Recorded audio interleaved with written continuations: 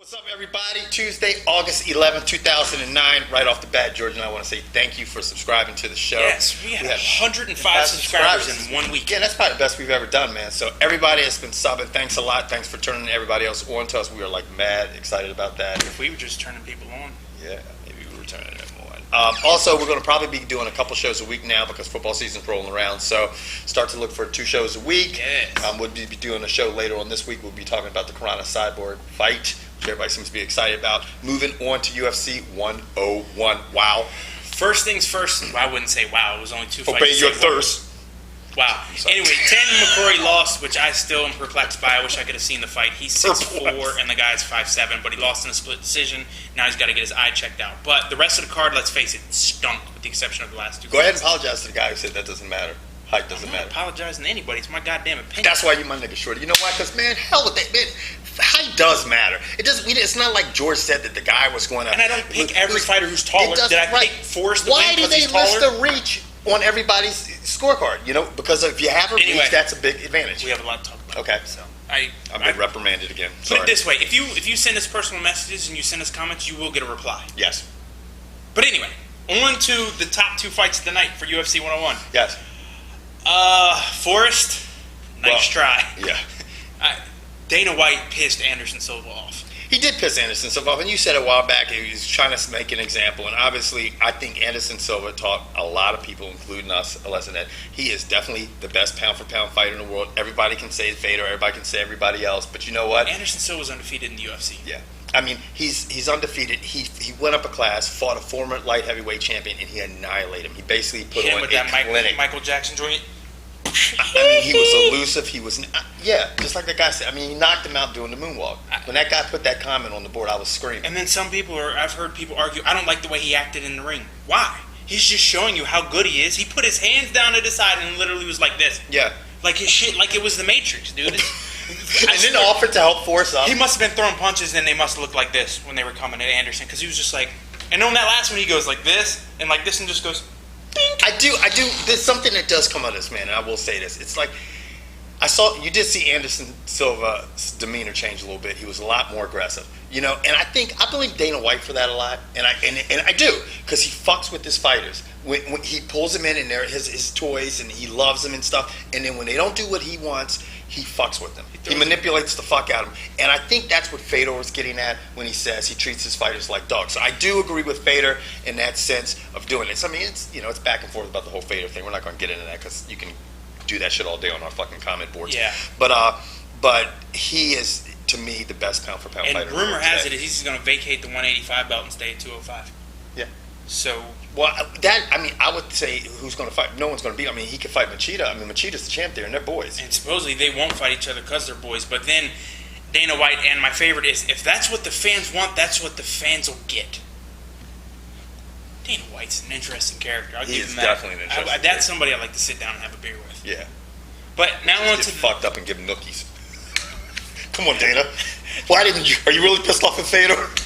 Now on to the main fight of the night. You saw BJ Penn at 155, who, in my opinion, is, before this I will say it, and after this I'll say it, is unbeatable at 155. Yeah, he's unbeatable at 155. He faced Kenny Florian, and hats off to Ben Stiller. He fought a really good match. But did you just say Ben Stiller? Shorty, come on.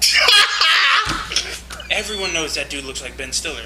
Like, out of Meet the Falkers, if not, he's Ben Stiller's kid. You fucked up, dog. That's jacked up, man. You call him motherfucker Ben Stiller.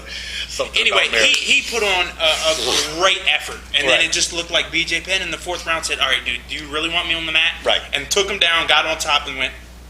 Yeah. I mean, BJ Penn he was in command of that fight from the first round. I mean, I don't ever see where Florian did anything that was even remotely damaging to BJ Penn. BJ Penn's the man at 155. Every time he has a fight, he's fighting somebody that's not just larger than him, but a good person. Like GS. I mean, you're talking Matt Hughes, GSP, Lyoto Machida. A lot of people don't realize he fought Machida.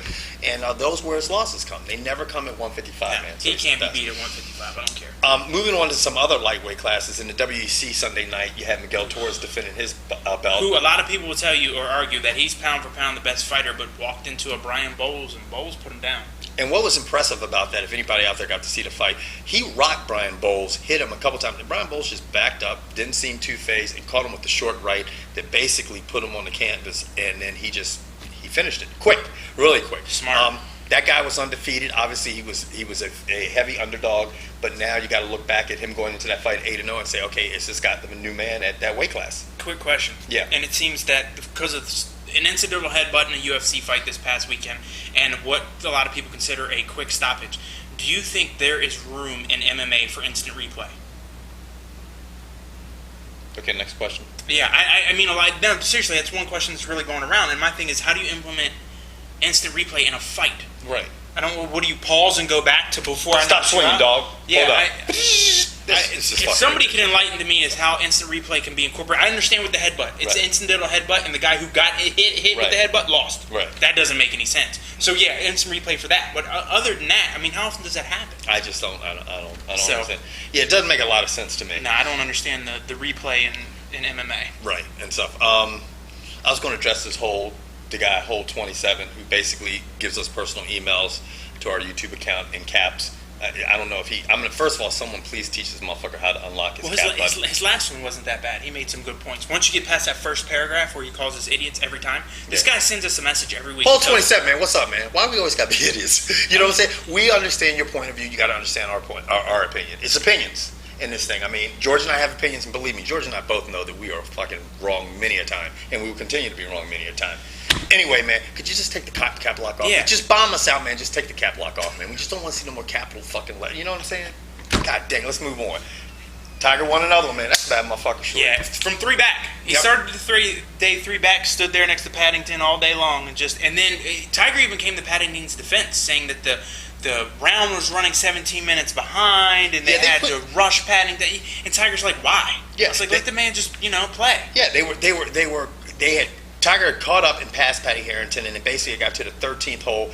Tiger bogeyed 2 holes, fell 2 strokes back really quick, and then they started putting the pressure on those guys to play golf faster. Patty triple bogeyed the hole, and it was a wrap from there. Tiger went on to win a championship. But that's Tiger Woods. He's the man. 70 professional PGA Tour wins. 33. Yeah, he's 33. I mean, Jack Nicklaus did it by the time he was 40. He's the greatest ever. Anyway, moving on. College football, man. Damn, I'm happy as a dog. I'm just so excited about college football. I like MMA and all, but I'm tired of talking about arm bars, chokes, rear naked chokes, punches. I'm glad football's here. Right. And with that said, for a timer, man. You SEC is the conference this year. Going period, end of case. I don't care what anyone says. We got 4 teams in the top 10. Yeah, I mean, if you look at the SEC this year, last year they had kind of a lot of those teams in the SEC had rebuilding years. This year you're looking at Florida sitting at number 1. You're looking at Alabama sitting at number 5. You're looking at LSU at 9 and Mississippi at 10. Mississippi, man, Ole Miss. Now, I think Florida's chances to run the table and win the whole thing are contingent on their game versus LSU. They have to go to LSU, and I think they have to go to Alabama. I'm not 100% sure, and that's going to be their season right there. You know what happens, though? It's always like this, man. You win those big games, and Florida will probably turn around and go to LSU, go to Bama, win those fucking games, and then get beat by someone like South Carolina. They play Mississippi at home, which could be tough, because they're saying this quarterback from Mississippi, is a better NFL prospect than Tebow. Yeah, he's a really good quarterback. With the other, I mean, looking at the rest of the top 10, you got Florida sitting at 1, Texas is sitting at number 2, you've got Oklahoma at 3, USC at 4, Alabama at 5, Ohio State at 6. Ohio State's going to go as far as Mr. Young Pryor takes them. Yeah. They had a linebacker go out yesterday from a head injury. Right. So I'll be interested to see how that impacts. And he was supposed to be a starting linebacker. Now, Virginia Tech's at 7. I personally don't know a whole lot about Virginia Tech or what they're bringing back. Yeah. But obviously the pollsters think highly of them. Yeah, I mean, they had a pretty decent team. They bring back a lot of people this year. I think they're going to be up in there. I think, obviously, UFC will sit in 4th. A lot of people think Penn State's going to be right in the mix this year. I agree. Penn State runs the table. You have to. Yeah. They have to be in the national title contention. Go ahead. No. I was going to say, and the biggest game for Texas and Oklahoma is when they face each other. The winner of that should play for the national title. Right, I agree with you. Barring any crazy losses to teams they shouldn't lose to. Maybe Nebraska, boy. Maybe our Cornhuskers. Yes. I'm a big-ass Nebraska Cornhuskers fan. We're sitting at 22. Yes. And we were sitting at 30 seconds. Yeah. Well, you know what? That's it for college football. More should be coming because, like Kevin said, we'll be doing 2 shows a week. That's right. So we'll catch you guys later on in the week. Peace. Word to Big Bird.